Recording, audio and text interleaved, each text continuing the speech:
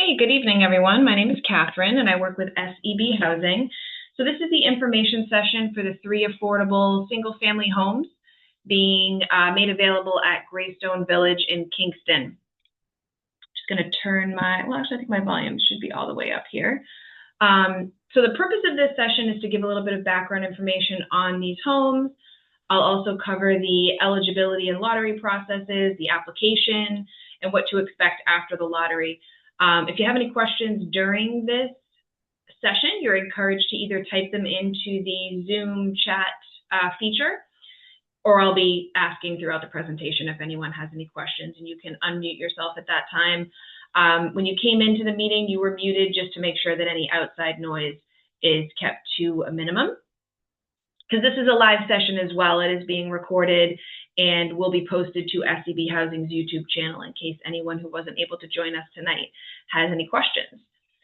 So just to start off, wanted to give some background information on who we are. So SEB Housing, we are the affordable consulting group. We have been hired by the developer of these homes to market the affordable homes, to conduct this information session, collect and review lottery applications, and then to determine an applicant's eligibility for the affordable housing program. And then we'll also be running the lottery later on down the line. So we're not part of the sales team. We haven't seen these homes in person, but during the initial phases of this application process, we're going to be your main point of contact rather than the sales team. But then further along in the process, you'll have more direct contact with the sales team if you're invited to move forward after the lottery to purchase one of the homes.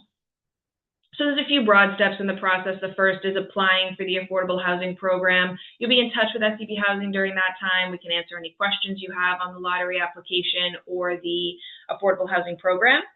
And if you submit your lottery application, you'll be we'll let you know if there's anything missing, and if you are eligible for the affordable housing program based off of that preliminary review of your application, you will be entered into the lottery and you'll be given a position on the waiting list after the lottery is held. And then the second step in the process involves really reserving and buying one of the affordable homes. So your opportunity to move on to that step in the process will depend on your waiting list placement following the lottery. So I'll talk about all of that.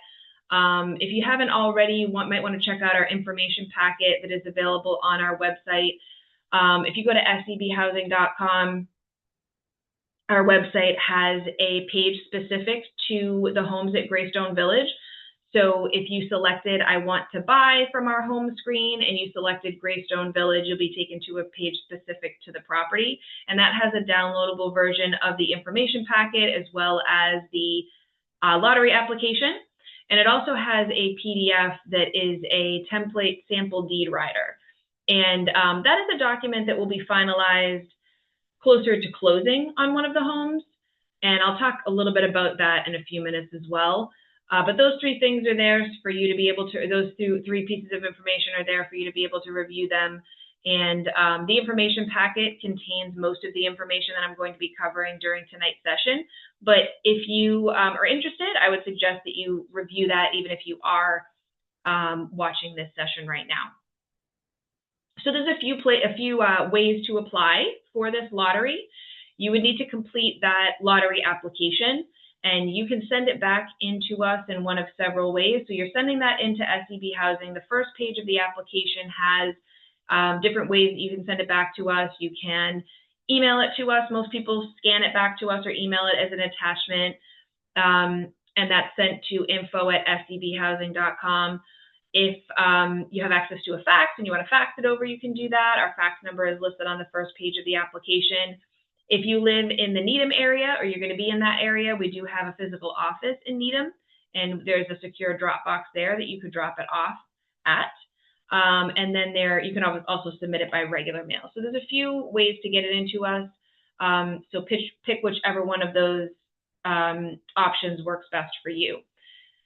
We encourage you to get your lottery application in early. It's pretty brief because you don't need to submit supporting documentation with it. So in order to apply for this lottery, you do have to submit a mortgage pre-approval with your lottery application, but you don't have to submit verification of your income, such as, pay stubs, bank statements, that sort of thing, at this early stage in the process. But again, you just need that mortgage pre-approval from your bank, and then the lottery application filled out. The applications themselves, I should go back to the first screen here. The applications are due by October 3rd, so a little bit less than a month left to get the lottery applications into us.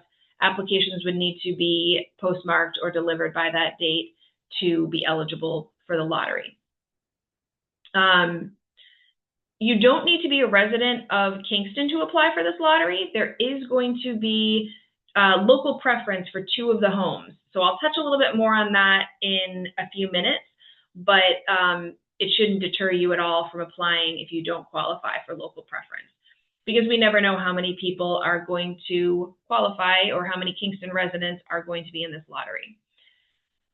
Okay, so these 3 homes are going to be sold at an affordable price to households with incomes at or below 80% of the area median income for Kingston, which falls in the Boston area. The affordable sales price, this is already set. There's no, the price won't be changed. There is a calculation that is required to come up with these sales prices for the affordable program. So there is the calculation is based off of HUD, which is the Federal Department of Housing and Urban Development's area median incomes. They're released each spring. We take that into consideration, as well as the interest rate and so forth. So the prices are significantly below what the market rate homes are selling for within the community. So the market rate homes in Greystone Village, from what I could see online, are selling for around the $800,000 price point. And the 3-bedroom homes that are going to be featured in this lottery, the sales price is $339,300, and the 4-bedroom home will sell for $366,800. There is an annual housing association fee of $300. That's annually; it's not monthly, so it's pretty low. And just to give you some background information, you can see it on your screen here too. That picture that's in the background, that is the 4-bedroom home layout. So 2-car garage, as you can see, and that is lot 10 that is featured, that 4-bedroom. So Greystone Village is a brand new community of single-family homes, and all of the homes, including the 3 bedrooms, are between 1,960 square feet and 2,100 square feet, and the 4-bedroom home is about 2,127 square feet. And they both have 2 full bathrooms and 1 half bath. There's 2-car garages, quartz countertops, stainless steel appliances. There is a private yard with a rear deck, and each of the homes has an unfinished basement.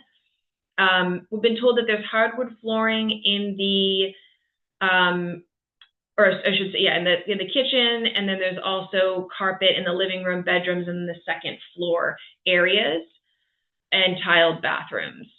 So these affordable homes are going to have what's referred to as a deed rider filed along with them at closing.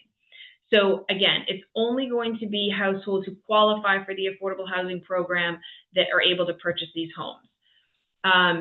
The deed rider ensures that the homes will remain affordable in the future, even if this first owner, who's part of this lottery, chooses to sell it in the future. So just to give a quick overview of the deed rider. So the deed rider, in part, limits the amount for which you can eventually resell the property. So this opportunity isn't for you if you're looking to buy or quickly flip a home or resell it within a year or two. It doesn't mean that you wouldn't be able to sell the property for more than what you paid for it, but it will need to be resold at a affordable price to another affordable buyer. And so you could have some return on an investment, but you shouldn't expect the same appreciation that maybe a market rate home would see. And there is a formula for resale price as well, and that formula is based on, again, area median income at the time of the sale. The deed rider also says that it has to be your primary residence. So you can't generally rent out the property as an investment property like an Airbnb or a Vrbo. And another highlight of the deed rider is that if you would like to refinance or make capital improvements to the property, like a new roof or something like that, the state agency that oversees the Affordable Housing Program, which is the Executive Office of Housing and Livable Communities, EOHLC, they would need to approve of those capital improvements. But like I said, these are brand new homes. You wouldn't likely be doing many improvements for quite a while, but just to keep that in mind. And I mentioned that the mortgage pre-approval is required to be submitted along with your lottery application. So we suggest, anyone who's interested in this opportunity, maybe you review the information packet and you bring some of that information to the bank if you're looking to get a mortgage pre-approval. So on page 8 of the information packet, there is a list of required mortgage pre-approval standards. We like to suggest that applicants bring that page at least to the bank so that they're aware, the lender is aware of what stipulations the Affordable Housing Program has. Because you don't want to be offered a mortgage product that isn't going to meet those necessary standards.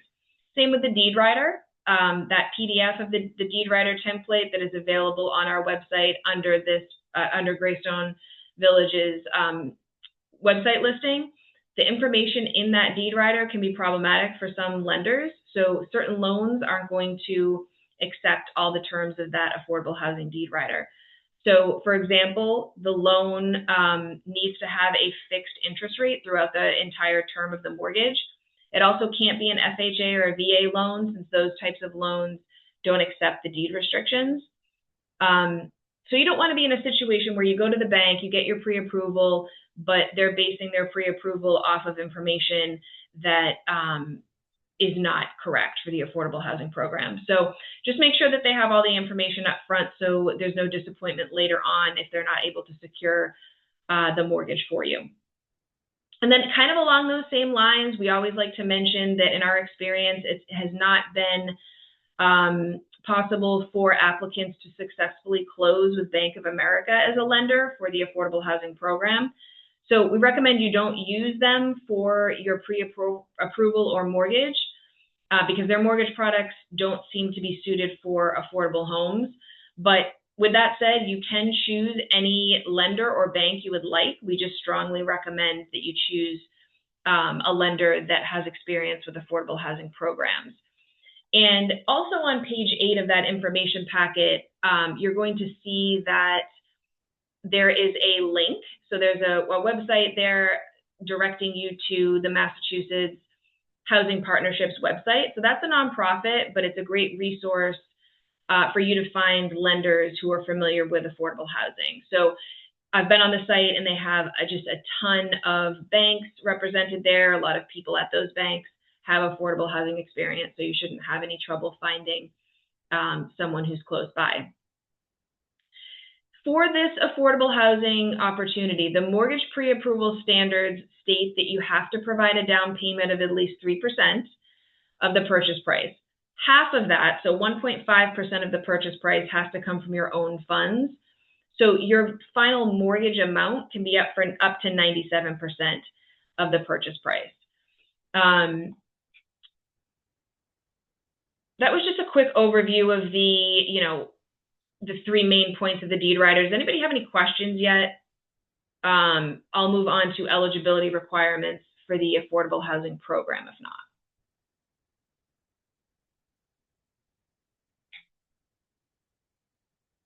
All right, so actually qualifying for this Affordable Housing Program, what does that look like? So on your screen now, if you have access to take a look at that. So this information is all in the information packet as well, but there are 4 eligibility requirements for the Affordable Housing Program.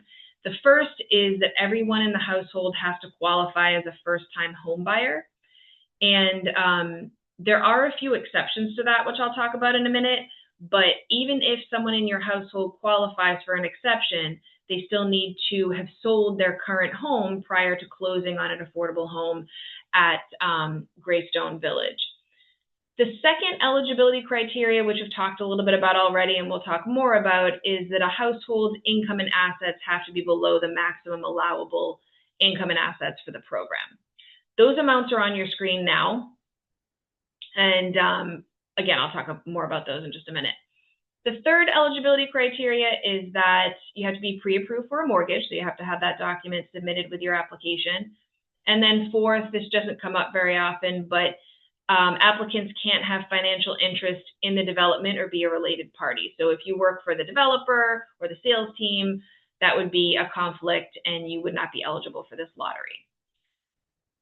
So to circle back on the first-time homebuyer, I mentioned that there was some exceptions to that, and I just want to talk about a few of those. So the program defines a first-time homebuyer as someone who hasn't, within the last 3 years, owned a home. That includes through joint ownership, so you and an ex-spouse or something like that. If you owned a home with someone, even if you weren't the sole owner, if your name was on the deed, you were considered to have been an owner of that home.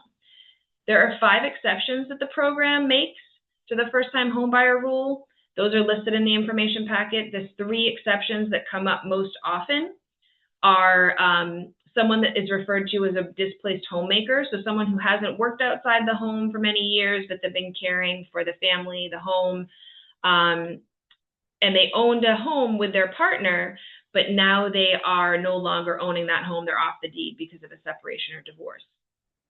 The second exception is if you have someone in your household who's a single parent with at least joint custody of 1 or more kids, or someone who is pregnant and are now being displaced due to a family breakup, that's looking to buy a home. That would be an exception to the first-time homebuyer rule. That person could have owned a home in the last 3 years.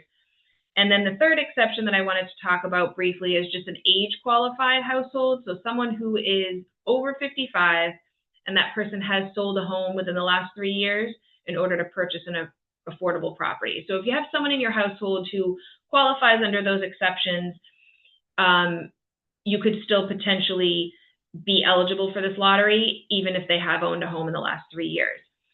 Again, if any of those exceptions to the first-time homebuyer rule apply to you, the person that they apply to would still need to have sold the home by the time that you're applying for the lottery. So if someone is in the middle of a divorce right now, for example, but it's going to be finalized before you apply, then that would be fine, as long as the person is off of that deed. And so the income limits are obviously the other large qualifying factor for this affordable housing program.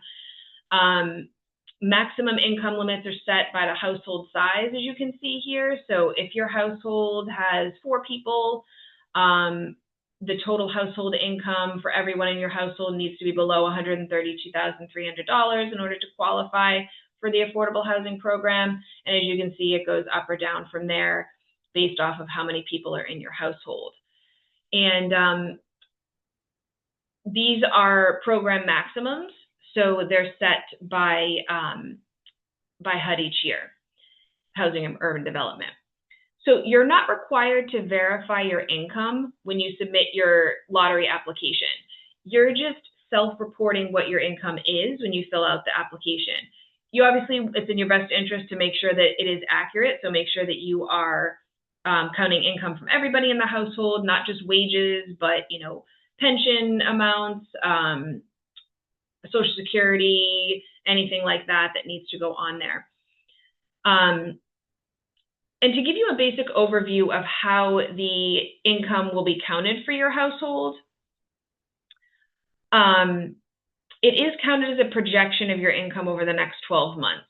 So all household member income is included, bonuses, overtime, things that you may not necessarily depend on each year, but that in the past you had received. We would be looking at all of that. The only exceptions to that are any minors. So anybody that's under the age of 18, if that person is earning a wage, if a child is earning a wage in your household, we're not going to count their wage income. And also dependent full-time students. So maybe you have a 19-year-old or a 20-year-old who is working. We're only going to count the first $480 of their wage income when determining your eligibility. We are required to count gross income when we are determining your total household income. So the amount you make before taxes, although most of us are not taking home the full amount of a salary. And then how we calculate it is going to vary a little bit depending on what your income circumstances are. So if you are self-employed, for example, we may need a profit and loss statement from you to confirm your business expenses. If you're working per diem or seasonally, you may need to submit some information to us, additional pay stubs or whatever it might be for us to get a better sense of what your total income is over a 12-month period. But in general, any income you have been making, we're going to assume that you will continue to make it going forward unless there's some sort of definitive documentation that you're no longer earning that income. So when you submit your tax returns, for example, everyone will have to submit, I think, 3 years of tax returns. If there's a job there that looks like you had it last year, but you didn't have it on your lottery application, we will need confirmation of when that job ended and so forth. But again, just make sure that you're filling out your application as best you can with, all income sources for the household members. The asset limit for this opportunity is $75,000. So your total household assets need to be at or below $75,000 for a household to be able to qualify. And that will include any funds that you plan to use for a future down payment. And when you're filling out your application, you will write all of this down, but it's not, when we're thinking about assets, it's not just, savings accounts, checking accounts, it's also the net cash value of stocks or retirement accounts like 401ks. And, we get a lot of questions about that because you might think it's a little strange that the program is looking to count money in a 401k that most people are not looking to liquidate right away or use. But that's why it is the net cash value, so the amount that you would get from that account if you were to take it out today. There is no minimum household income to be eligible for this lottery, but obviously you just want to keep in mind that in order to qualify for a mortgage pre-approval, you need to meet the bank or the lender's requirements in order to receive that pre-approval. So just keep that in mind. Any questions? Just want to pause there for a second in case anyone had questions on what's already been covered.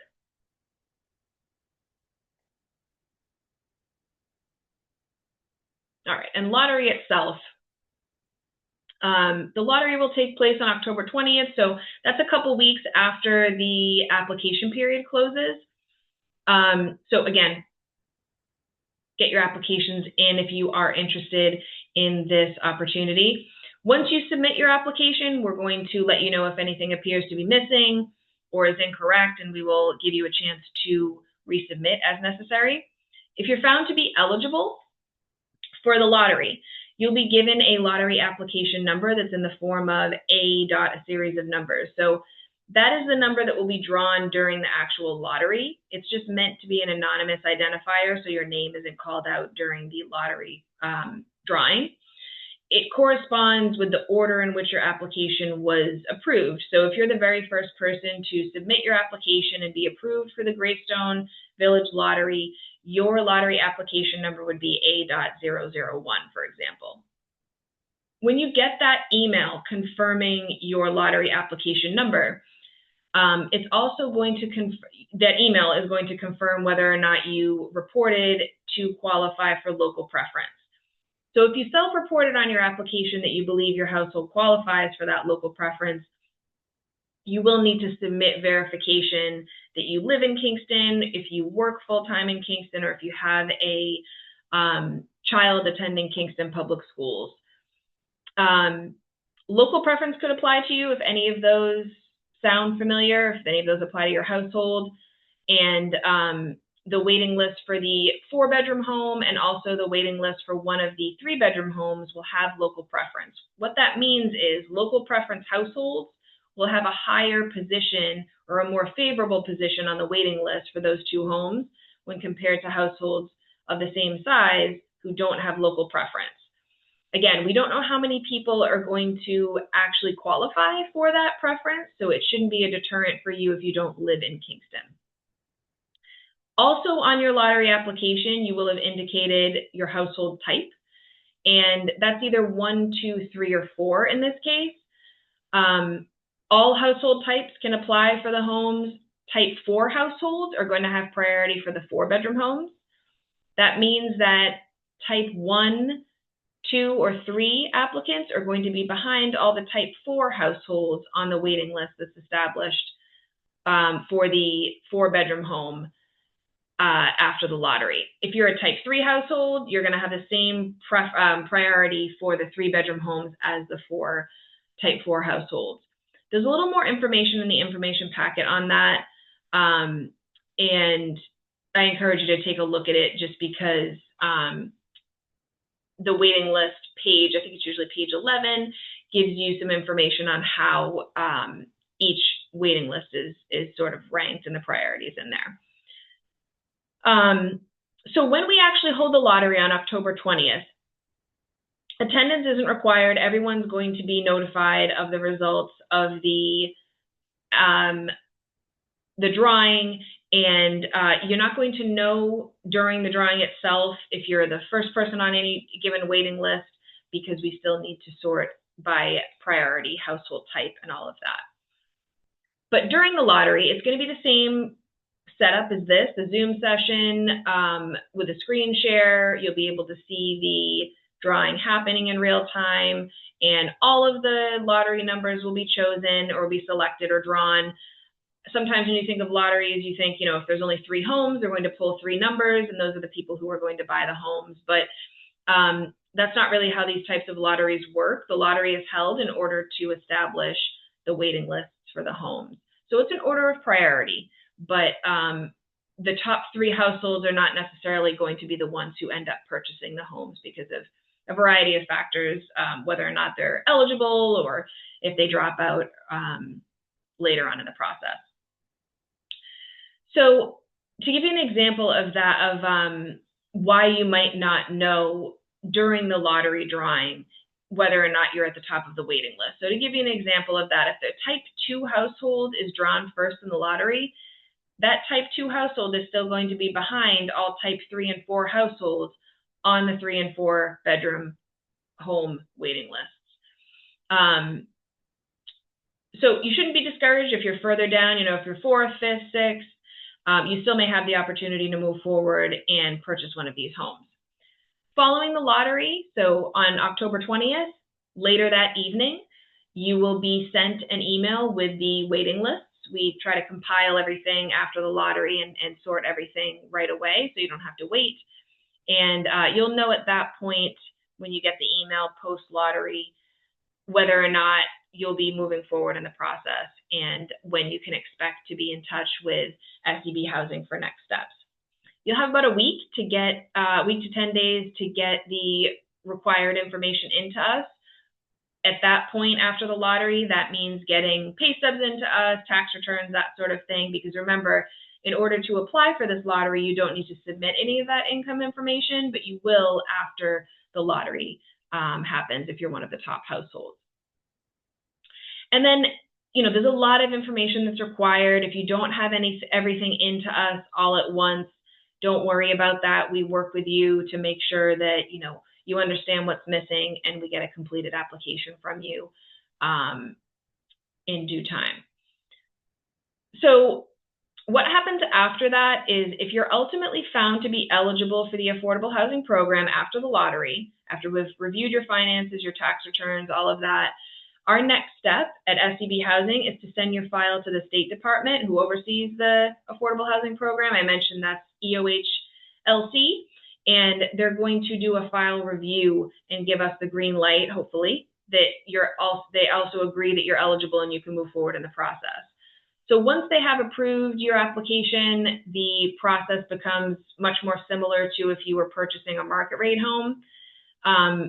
That's the point. If you've been approved by both SEB Housing and EOHLC, we like to just say that that's the point in the process where if you decide to hire an attorney to assist you through navigating the home buying process, that might be a smart thing to do. It's obviously a huge decision to buy a home. You want to make sure that you understand the process and you're well represented. We just wouldn't suggest you do that until you're further along in the process and your finances have been approved. So once EOHLC has approved your application, we'll put you in touch with the sales team to schedule a time to tour the homes if you haven't already, complete a reservation agreement for the home that you have selected. And then in order to reserve a home, you will need to put down a $500 refundable deposit. After you reserve that home, you'll have about 10 business days to sign the purchase and sale agreement. And that's one of the final steps in the process. During the purchase and sale, you'll be required to put down the 1.5%, so half of your down payment at that point, minus the $500 that you have already paid to reserve the home. The purchase and sale agreement includes certain agreed upon contingencies, such as a closing date and all of that. And like I said, that's one of the final steps in the process. Once you've signed that purchase and sale agreement, you're going to go back to the bank, your lender, who issued your mortgage pre-approval, and obtain a mortgage commitment from them. And the process varies a little bit depending on the bank, but generally they're going to want to review your finances, they're going to want to review the deed rider, the purchase and sale agreement, and they're going to do an appraisal of the home. Households need to remain eligible for the affordable housing program up until your closing date. So about 3 to 4 weeks before that closing date, SCB Housing has to do a final review of your finances. So we would need updated pay stubs, bank statements, that sort of thing. We'll also need to see your mortgage commitment letter at that point. And then again, we kind of just go through the process again. We submit the final package for your household to EOHLC for their final review. And if your household has maintained eligibility between when you applied and just before closing, meaning you're still eligible for the affordable housing program based on your finances and everything else, then you will be able to move towards closing on the home. Once you have closed on the home, you've completed all the paperwork that's necessary to do that, there's not going to be any future income or asset eligibility reviews. You're able to go ahead and move into the home. There's lots of questions. You know, if you apply for this lottery, you're eligible based off of an affordable housing program. What does that mean if you get a raise or if someone moves into your household, like you get married? You don't need to submit anything to the state or to anyone else in the future to confirm that you are still under any sort of income threshold. It's just at the time of the lottery and at the time of your closing that you need to qualify for the affordable housing program. So don't worry about, if you hope to get a raise or a different job or anything like that in the future. As long as you qualify for this program, when you're purchasing the home, you're all set. That about covers what I wanted to get through from the information packet. Does anyone have any questions on anything?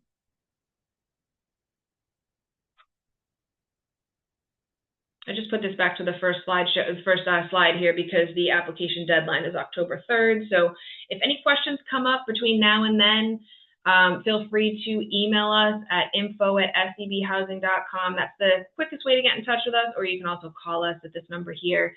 That's our main line for SCB Housing.